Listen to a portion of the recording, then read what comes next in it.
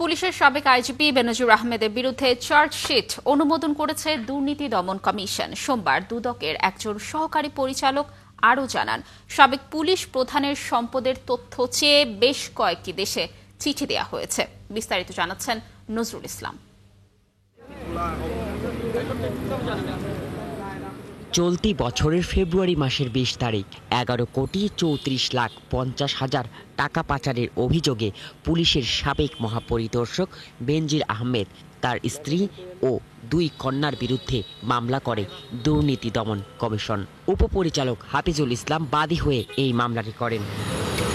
বেনজির ছাড়াও অন্য আসামিরা হলেন তার স্ত্রী জিশান মির্জা, ২ মেয়ে ফারহিন রিশাদ ও রাইসা।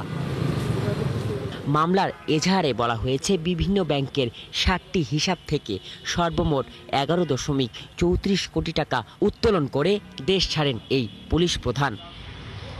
দুদকের দায়ের করা মামলার ১০ মাস পর পুলিশের সাবেক আইজিপি বেনজির আহমেদের বিরুদ্ধে চার্জশিট অনুমোদন করে দুদক।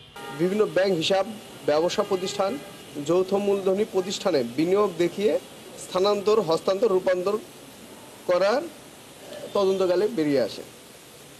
ফলে দুর্নীতি দমন কমিশন আসামি বেনজির আহমেদের নামে বিজ্ঞ আদালতে চার্জশিট দাখিলের অনুমোদন দিয়েছে। বেনজির আহমেদের বিদেশে থাকা অবৈধ সম্পদের খোঁজে যুক্তরাষ্ট্র, কানাডা সহ বেশ কয়েকটি দেশে চিঠি দিয়েছে কমিশন। বেনজির আহমেদের নামে আমেরিকা, কানাডা, ইউকে সহ বিদেশে অবস্থিত স্থাবর অস্থাবর সম্পদ এবং বর্ণিত ব্যবসায়িক প্রতিষ্ঠানে বিনিয়োগকৃত অর্থের সাক্ষ্য প্রমাণের জন্য এমএলআর প্রেরণ করা হয়েছে। এর আগে দুদকের আবেদনের প্রেক্ষিতে পুলিশের সাবেক মহাপরিদর্শক বেনজির আহমেদের যুক্তরাষ্ট্রের ২টি সম্পদ জব্দের আদেশ দেন আদালত।